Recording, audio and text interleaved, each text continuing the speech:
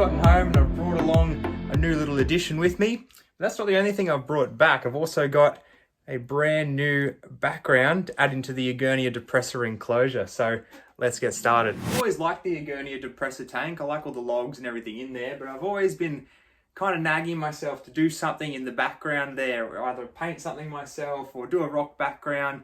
And that's when my good mate Luke over at Beach's Scaly Beasts actually stepped in. So he's got his business From Bush to Box, in where he actually makes printed backgrounds that can go into your reptile enclosures and make it a bit more natural looking and give a really cool instant effect. So I've got this one for the depressa, and I've also got a few more for a few different other tanks. So I'm really excited to get these going for a lot of my smaller species. I managed to get 4 prints that are 60 by 60 to fit these exoterras, and I'm going to put them to good use. So let's get started on the depressa tank. To be honest, I've always wanted to do something similar to this with these sort of printed backgrounds to make a sort of matching landscape that just carries on from your exhibit. But to be honest, I've been too lazy to actually make them myself or get anything sort of rolling in that regard.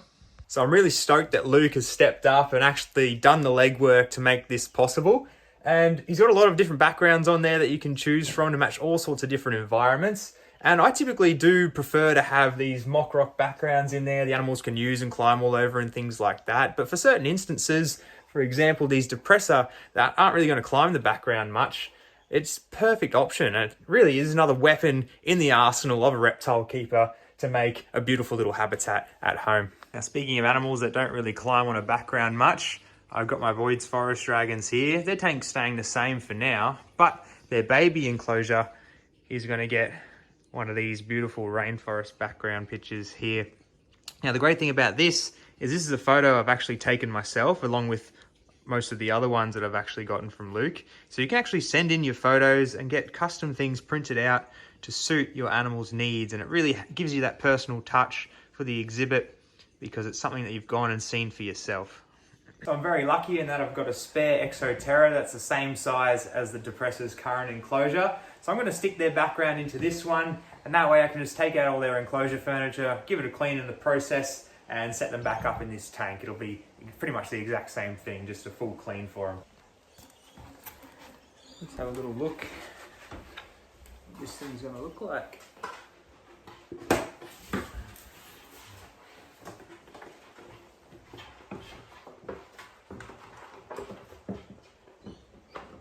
So these backgrounds are made of a thick vinyl that's supposedly UV resistant and, you know, pretty scratch proof from anything, especially little animals like what's going in with this one.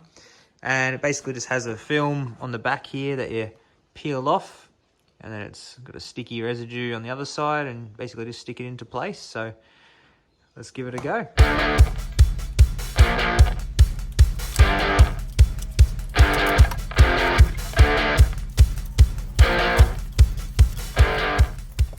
I think I did an alright job for what is probably my first time ever working with vinyl. The background is a tiny bit bigger than the actual base of the enclosure, so I'm just going to get a razor blade here and trim that up so it'll be nice and snug. Backgrounds have come just in time. As you can see, it's a bit dirty in here, so it's going to give me a good chance to clean all this out. But first, we need to actually remove the lizards, which is going to be the hard part.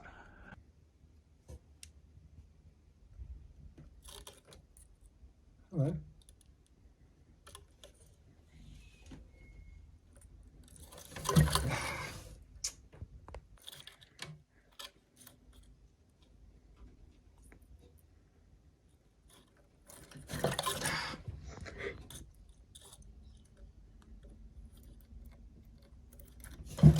There we go.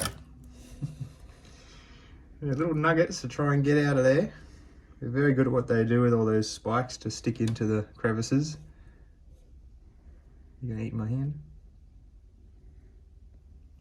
No, he's been caught. He's too shy to eat now. Alright, that's one. I'll try and be gentle with this one. This is Nubs. I'm sure you all remember Nubs, named for appropriate reasons. And she is very, very round at the moment. I'm thinking she is potentially gravid, or pregnant I should say. And there might be one under here. Nope. Get this out of the way then. In these crevices here, you can see one.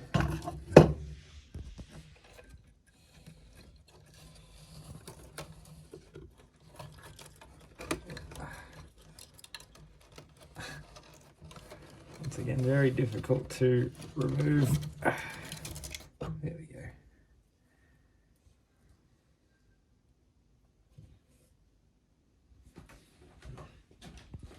Where's baby? There's baby.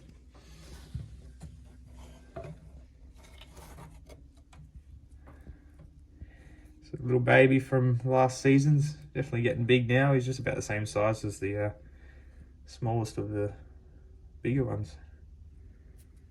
Looking very good.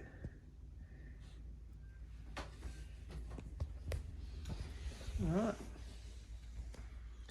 So there's our little depressa family. You can see how much bigger Nubs is than everyone else. Looking very chunky indeed. But yeah, these two are just about the same size now. Crazy.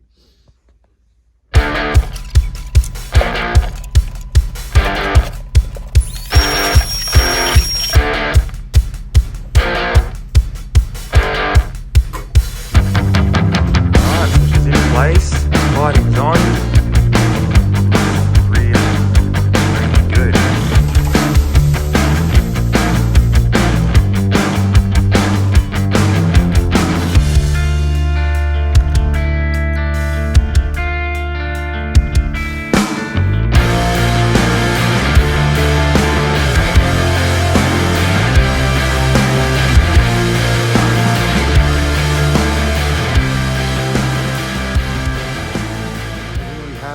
Finished product. Again, it's pretty much the same setup as it was before. I've added a few little extra things just to make it a little bit different and to match with the background a little bit. Some of those small dried grasses and things as they carry on into the background.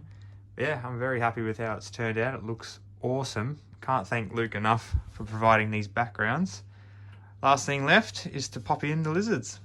Get all these little family members together here.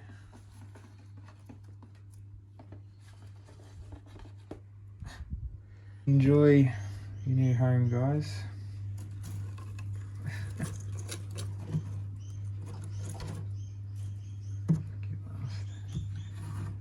And now I probably won't see them for the rest of the day.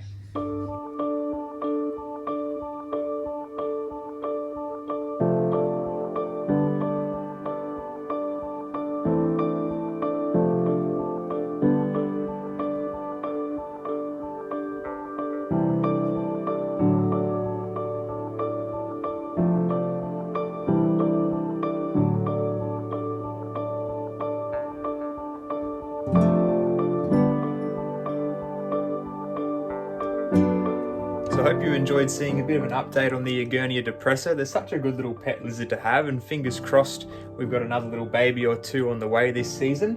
Now this is the first of a few enclosures that I'm going to be doing these backgrounds on, so make sure you look out for the next installment.